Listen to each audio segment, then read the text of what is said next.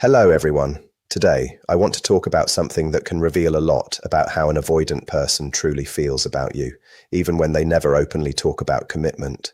When an avoidant says certain things or responds to you in particular ways, it can be a sign that you are not just another person in their life. You may actually be the person they have chosen and, more importantly, the person they continue choosing. This matters because avoidant individuals are often not very direct when it comes to defining the future.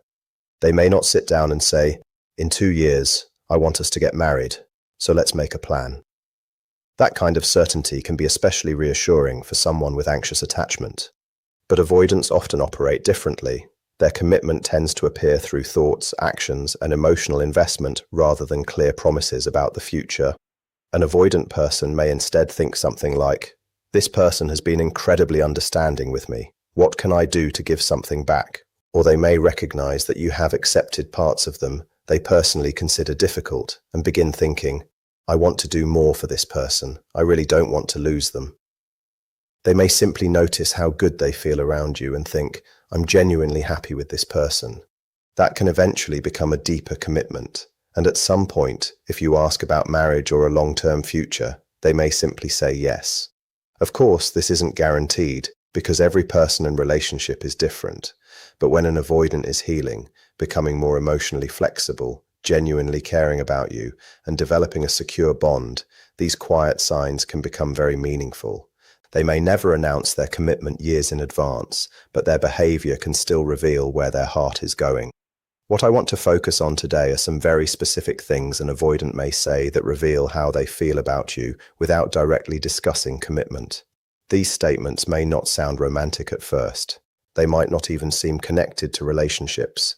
But when you understand avoidant attachment, you can see the emotional meaning underneath them. And I want to emphasize that these examples are about avoidant attachment, not about men versus women or any particular gender. I am mainly referring to patterns commonly associated with dismissive avoidant attachment or fearful avoidant individuals who lean strongly toward the dismissive side. Of course, attachment styles exist on a spectrum, and there is no single behavior that applies to every avoidant person. Still, these patterns can show up repeatedly. If you have ever been close to someone with strong avoidant tendencies, some of this may sound very familiar. One statement I want to start with is something like, "What can I do so you don't think that way about me?" Imagine that you become upset because you misunderstood something they did, or you start feeling uncertain about their intentions.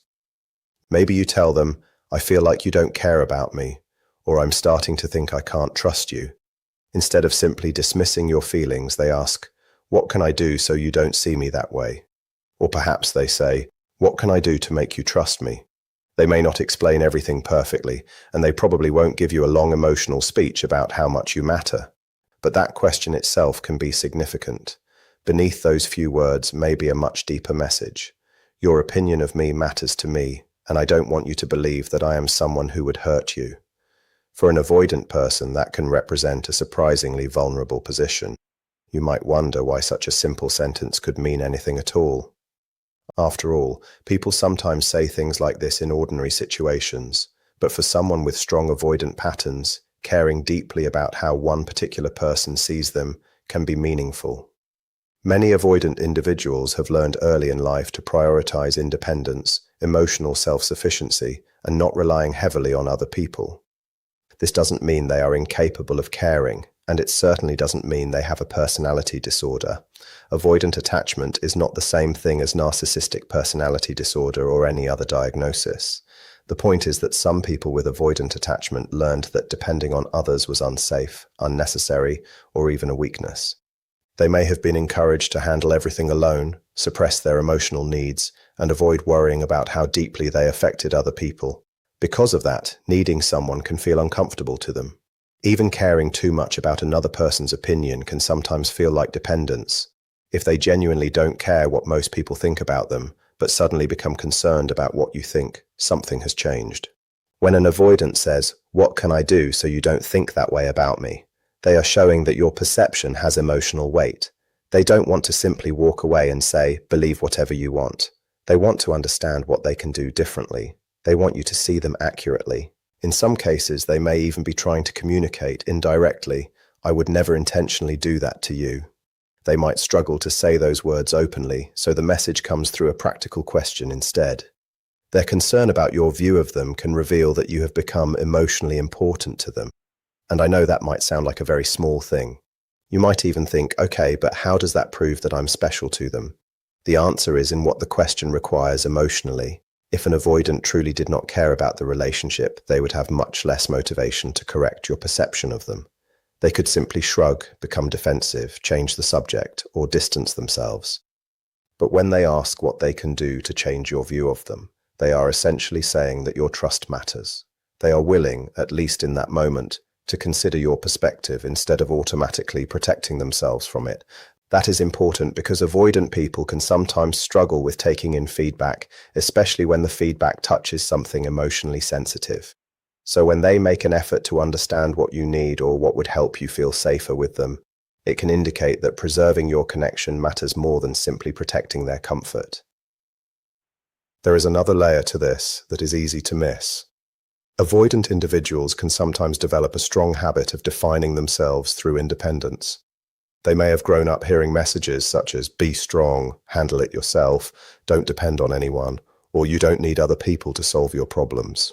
Over time, that can make asking for help or considering another person's perspective feel uncomfortable.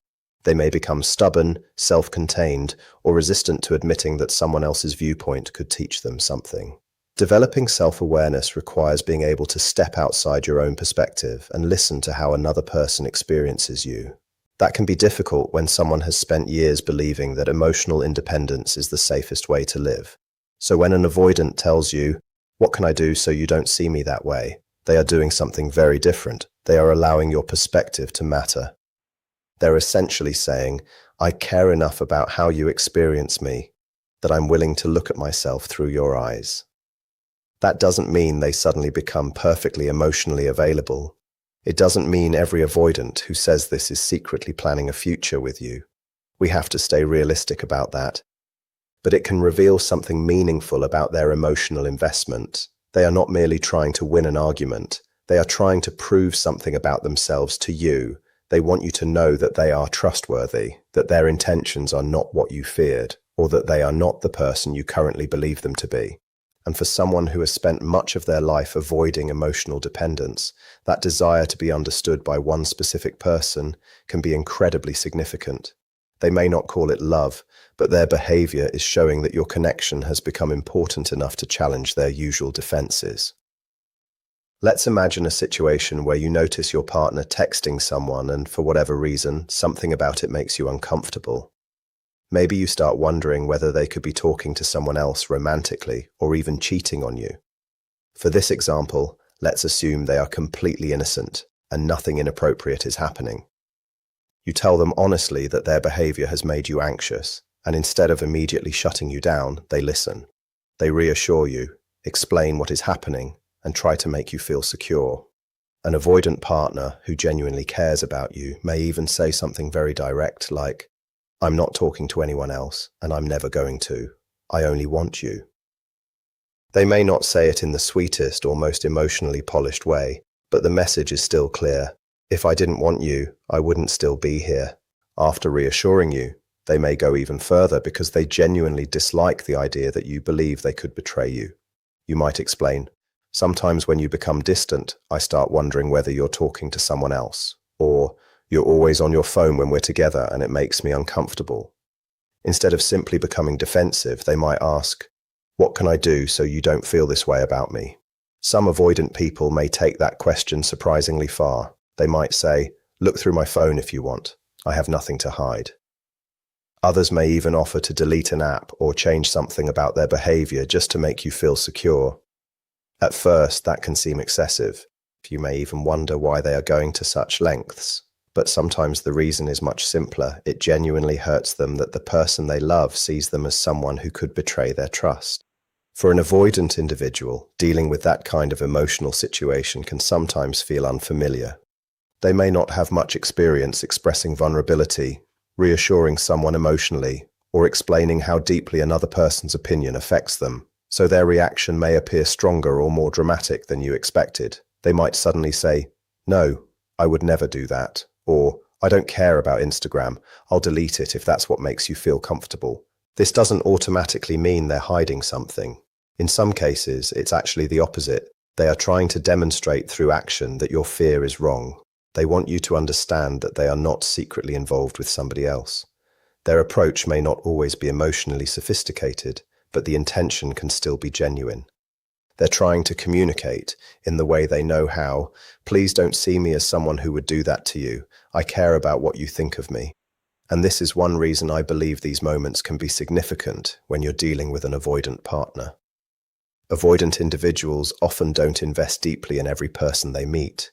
If someone doesn't matter to them, they may simply walk away, create distance, or decide that the person's opinion isn't important enough to discuss. But when they become genuinely concerned about what you think of their character, that can tell you something.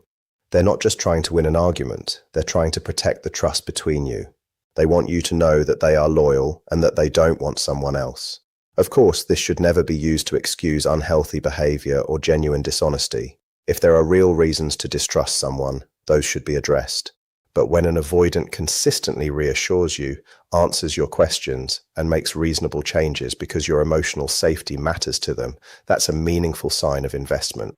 Another statement that can carry a similar meaning is, "What can I do to make you understand? I hear you." This one often appears during conversations where an anxious partner feels ignored or misunderstood. You may be explaining something that has hurt you, and eventually you become frustrated because you feel like you're repeating yourself. The avoidant partner might become frustrated too and say, "What do you want me to say? What can I do to make you understand that I hear you?" Sometimes their tone may not be particularly gentle. They might sound irritated, defensive, or completely overwhelmed. But underneath that frustration can be an important message. "I'm listening. I know this matters to you. I'm not trying to dismiss what you're saying." They may simply lack the emotional vocabulary or relationship skills to respond in the exact way you need. That doesn't necessarily mean they don't care. Sometimes they care, but don't yet know how to communicate it effectively. This is where being specific can make a huge difference. If your avoidant partner tells you that they hear you, but you still don't feel understood, don't assume they automatically know what you need from them. Tell them. You might say, "When I explain something like this, I need you to respond to what I actually said," or "It would help me if you reassured me directly instead of changing the subject." Give them something concrete to work with. An avoidant person may not naturally understand all of the emotional behaviors that make you feel secure, but that doesn't mean they are unwilling to learn them. If they care about you, they may actually make an effort once they understand what you're asking for, and that effort matters. They may not instinctively do these things for everyone, but when they consistently try to meet your needs, it can show that this relationship has a level of importance that they don't easily give to other people. I also want to talk about something that many people misunderstand. Sometimes an avoidant partner will tell you, "I don't like when you do that. It really frustrates me." They may point out a behavior of yours that bothers them, and you might initially interpret it as rejection. You might think, "They're pulling away from me again," but sometimes the opposite is happening. If an avoidant person genuinely didn't care about maintaining the relationship, they might simply distance themselves instead of explaining what they need. They could ignore the behavior, emotionally disconnect, or eventually disappear from the situation. When they actually tell you what bothers them, they're giving you an opportunity to respond. In a strange way, they're saying, "I trust you enough to tell you what I need. I believe this relationship is important enough for us to work through this." That is a much more vulnerable position than simply walking away. For an avoidant person who is trying to become healthier in relationships, learning to communicate needs directly is incredibly important.